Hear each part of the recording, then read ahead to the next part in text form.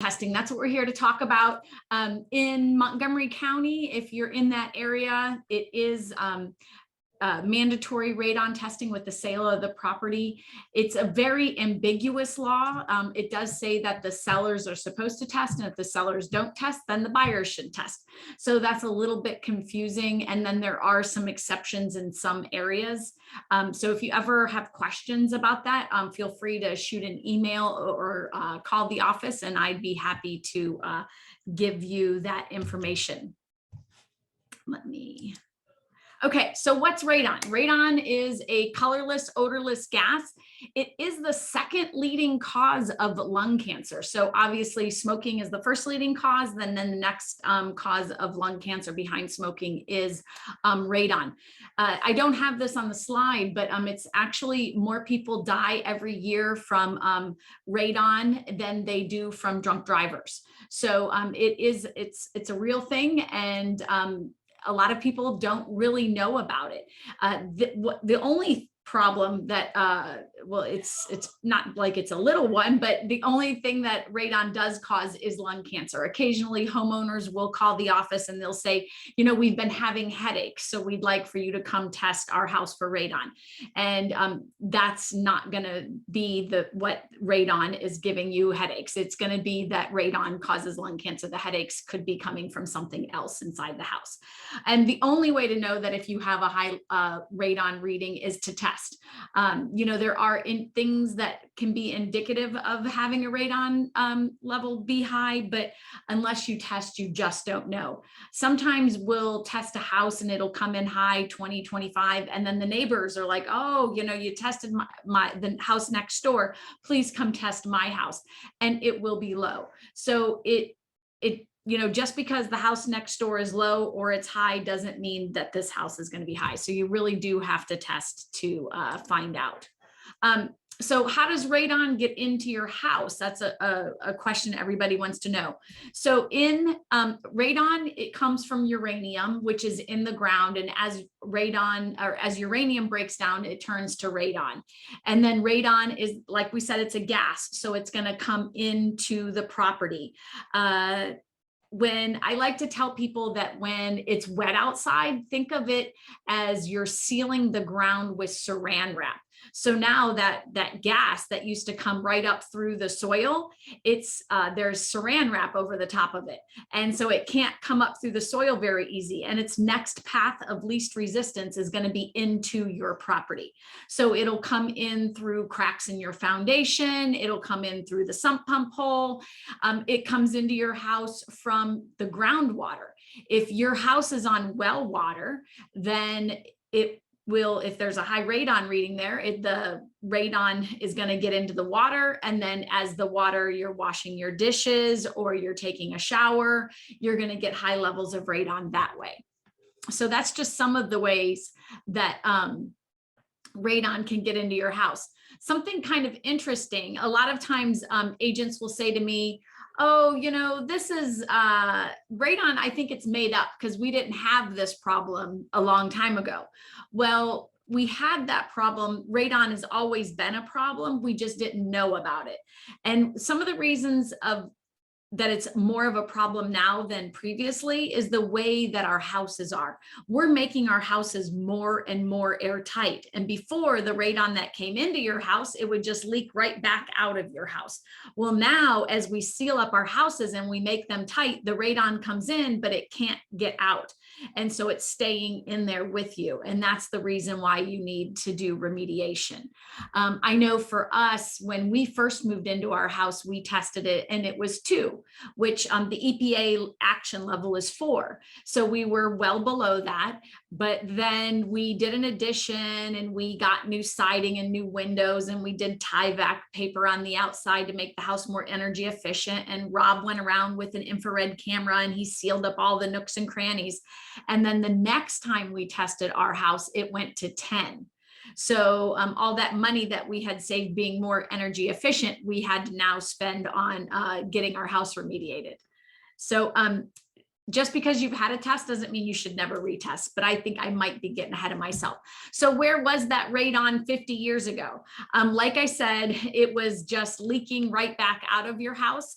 The way that we found out about radon was there was a mine worker, and you know how when you go and you might have x-rays at the doctor and they wear that little badge that measures how much exposure they're getting to radioactive activity. There was a mine worker in Pennsylvania, and he was accidentally wearing that badge home for a week. And at the end of the week, when he turned that badge in to be read, everybody at this mine started freaking out, thinking that, oh my gosh, somehow everybody's getting exposed to something. And they couldn't figure out why it was just this one guy. And then they realized that he was wearing his reader home, and that exposure was coming from his own house. And so that's kind of how we found out about radon in homes, and why it's actually more of a problem now than it ever was, because our houses are becoming so airtight. So where is radon high? Right here where we live, you can see that radon is high and moderate. It's a little bit of a mixture in that area. I always say if you're like Mount Airy, Damascus, you know that it's going to be in high there. Over in oh, Haley, help me. Where did Jeff just live? Where the bridge is? Point of Rocks. Point of Rocks. Thank you. Point of Rocks. That always comes in high. But other areas, it's about 1 out of every 3 to 4 tests are going to come in high. So about 1 out of every 3 to 4 will test high in our area. What affects the radon levels? So weather. Like I mentioned before, if it's rainy or if there's snow, you're going to have your radon levels are going to be higher. Air seal up, because as I was saying before, that's going to not let the air that's in the house get out of the house. You do new windows and doors, any major remodeling, new heating and cooling, anything that changes the makeup of your house is going to affect the radon levels, and you would want to redo that. Okay. This is a radon test report, and I like to always put this in here. Some people, when they do a radon test, they still use, it's an older system, they are called canisters, and it just gives you an average. A lot of times you're going to see with those canisters 2 averages, because they're not allowed to just use 1. You have to use 2 when you're doing canisters. We use a computer, it's called a CRM, and it's a computerized monitor. And that gives us a reading every single hour. So that's what you see on this graph over here. This is every hour it's taking a reading. And the nice thing about this is that when people see the average for the canisters, they think that it stayed the same. But as we know, if we think about it, average means it's mixing the highs and the lows together to come out with this average. And so you can see just one point in time, it was above 4. All the other times it was below 4. So you could real easily, it was 2.5 right here in green, and it did pass for that. So this is a typical report when we pick it up. The nice thing about the computer monitors is that we can tell the reading right when we pick it up. And as soon as we get back to the office, we can send that out via email. Let's see. So remediation, what happens when it comes in high? Sometimes, you know what, I think I might be getting ahead of myself. I'm going to pause that thought. Remediation is required if it's above 4. So at 4 picocuries or higher, you're going to remediate. The EPA says that you should consider it when it's between 2 and 4. So just think about how much time that you're going to spend in that basement. If it's your teenage child's bedroom is down there and the reading was at 3, you probably are going to want to do that remediation, even though you don't have to by the EPA standard. Radon is your exposure long-term. So if you live in a house that's at 2 for 10 years, it's the same as living in a house that's at 4 for 5 years. So that's why, it's your long-term exposure, and you just have to make a call based on how much time you're going to spend in there. So is there a bedroom down there? Is that your kid's playroom? Is that where your home office is? If you're answering yes to those and you're going to spend a lot of time down there, and it's between 2 and 4, you're probably going to want to do that remediation. Most new homes are going to have a passive system, and new meaning it was built in the mid 80s and newer. They're going to have a passive system, and that passive system just says that it has all the, you can see over here on the other, this picture of the house, the outline, it's got all of this piping underneath the foundation and then running up through the house, and the pipe coming out the roof of the property. It doesn't have the fan. Once you put the fan on, that makes it an active system. Now, the passive system doesn't really do much at all to reduce the radon levels. It just makes it a lot cheaper to make it an active system should you realize that you have radon at your house. And then after remediation, your levels should come down to like 0.5, but always under 2. Once you've remediated. You can see over on the picture of the house there, that is a radon fan. So we know that that house has an active system, and that's letting us know that they did take it from passive and they made it active. And it looks like it's an older house, so that they probably didn't have a passive system in place. Another thing is that right here we go. See this little gauge? When you're in a basement and you see that fat pipe coming up out of the sump pump and it has this gauge on there, the liquid is letting you know whether that fan is working or not. If the liquid is even, that means there's no pressure and the system is not operating.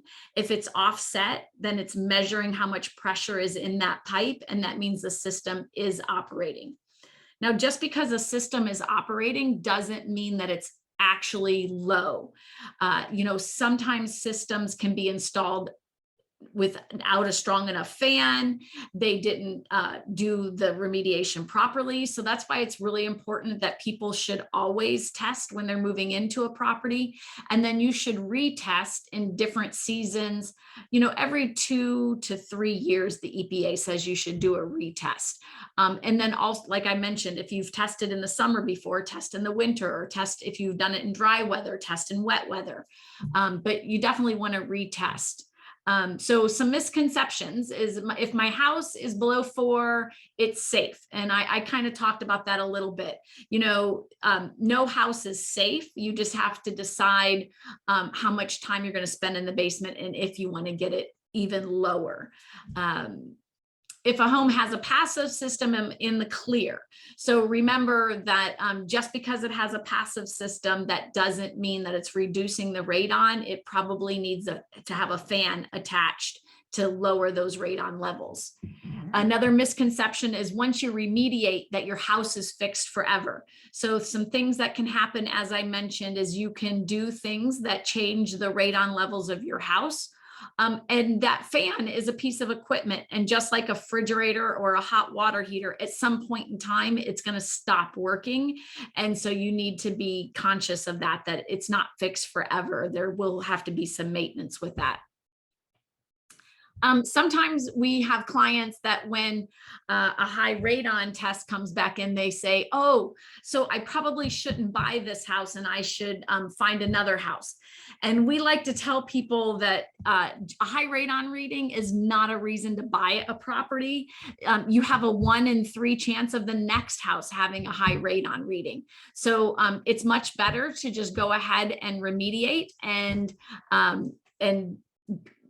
buy the house that you've picked out, because once you remediate, those radon levels are going to be lower than if you hadn't remediated. But it's not a reason to not buy a house. Every house is fixable.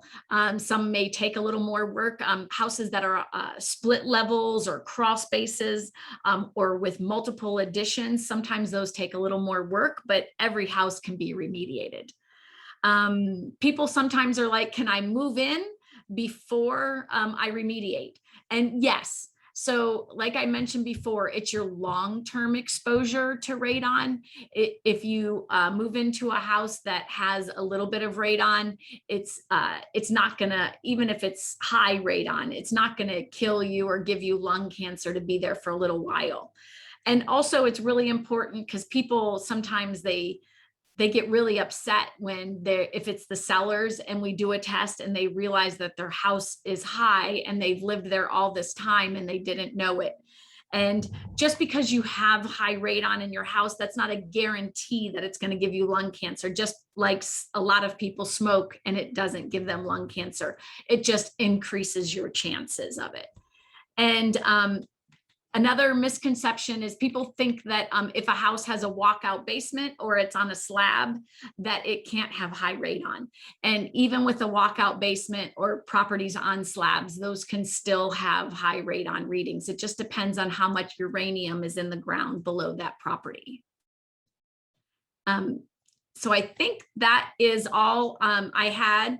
A fun fact that I had told Haley I wanted to remember to share with you guys was that I just learned in a new radon class, I'm the specialist for our business, is that the first energy drink out there in like the 1920s, 1930s, they made with water that had high levels of radon in it. And so while it did have energy, it was radioactive energy. And so it wasn't a great energy drink. I guess their energy drinks were even less healthy than our energy drinks we have today. So that's about all that I have for you on radon. Do you guys have any questions that I can answer? Feel free to unmute yourself or enter any questions in the chat. We're also going to be sharing these slides via email. So if the email that you prefer for us to send the slides to are different from the email that you signed up for this webinar with, go ahead and enter your email into the chat and we will send those over to you. Awesome. And Lynn had said, can Protect do testing prior to the home inspection so the timelines line up? Yes, that's a great question. A lot of times we do what's called an early radon test. And so if your home inspection's on Thursday, we'll go in on Monday or Tuesday and place the radon test. And that way it gets picked up by the home inspector. And sometimes people will just prefer to do it completely outside of the home inspection. But if you know that you have enough time, you know, if you call on Monday and your home inspection's on Tuesday, obviously we can't get a radon test down in time. But if your home inspection is scheduled far enough out into the future, we love to come in and place it ahead of time. And we do have radon techs who have Sentry Lock access, which makes it really easy to not have to meet us and just easy for everybody so that we can get in there and place that test. Is there a certain clearance level that the abatement piping should clear the home? Mine is close to my upstairs window. That's a great question, Lynn. The EPA, there's no laws against it. They're more like guidelines, but they do say that it is supposed to terminate above, I can't remember exact clearance because we're not remediators, but above your roof line. And it is not supposed to end near a window, because even that that picture I showed you with the fan right by that window, if the gaskets on that fan were, you know, because they're rubber and eventually they're going to dry rot. If they dry rot, you had your window open because it's a pretty day. Now high levels of radon are just coming right into your window. So it is not supposed to end by your window. There's a great company out there called Radon Resolvers. Pete is the owner. And I know if you took a picture of that and you sent it to him, he'd be happy to tell you if that is meeting the recommended guidelines. Let's see, Lauren had a question. I have a question about retesting. The property was at 4.1 during the very wet week. Would retesting really show a big difference in a dry versus wet week? It would. You know, weather really does affect the test. It's so hard for us.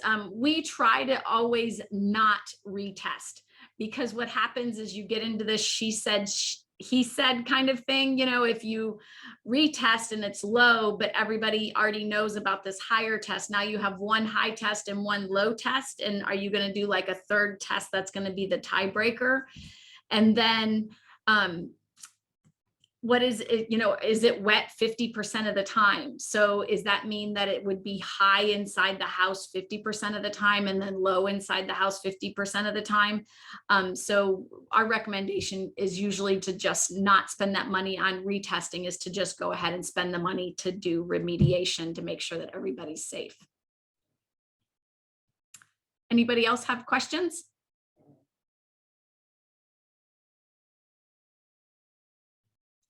Well, those are really good questions. And Lauren, especially, we struggle with that one all the time on the retesting, but we really try to not retest. You should always do a test after you put in a remediation system. And if your remediation system was put in the summertime, typically you'll do a test 24 hours after that system is active, but you should also do a test in the winter, because it's easy to get those levels low in the summertime. It's a lot harder to get those levels low in the winter. Wonderful, Lynn. I'm glad you found Pete's information, and he will be happy to help you with that. Do new homes in our area all come with passive systems? Yes. So new homes in our area, about mid-80s, they all have passive systems.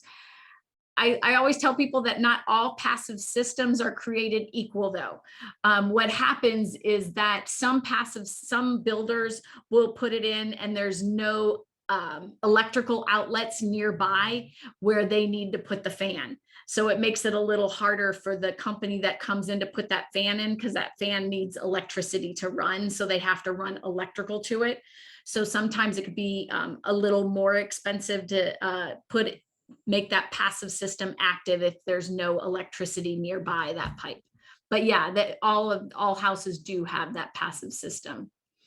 And houses that don't have passive systems, I'm learning more and more as I take more classes, that not all remediation companies are created equal. Some companies do a better job of hiding like that piping, so that you don't have a pipe running right up the side of your house, or hiding where it is inside the house, because if everything is finished, it's a little more difficult to make it so that you don't have this pipe just showing in your property. So you definitely want to ask the remediation company how they deal with that to make everything aesthetically look nice.